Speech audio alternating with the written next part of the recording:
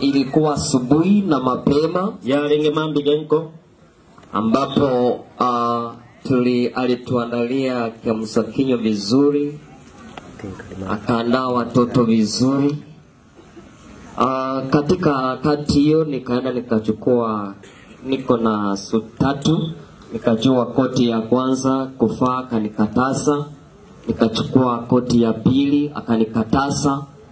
Nilipochukua koti ya 3 akaniambia, "Dad, now you are smart, let us go to church."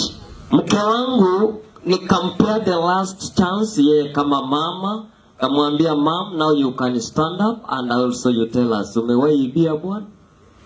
Katika harakati mimi naanza kwa moto, na chochea moto ikiwaka kwa madhabahu, ninapea mke wangu. Nilipompea akaanza kusmile, akaniambia, kaniwekea towel namna hiyo, kamwambia ni hivyo tu.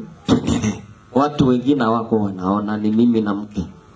Kwa kiimba wimbo wa kwanza, wimbo wa pili, wimbo wa 3, sauti wapendwa ikawa juu sana. Sauti ilipokuwa juu, kila ambacho kilifuatia, sauti kanipotelea.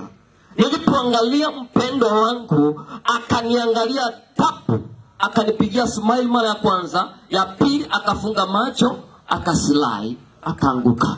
Ndio mke wangu, ninamwambia, kumbuka Elijah anakuhitaji, kumbuka Stacy anakuhitaji, kumbuka kanisa anakuhitaji, usiende uniache.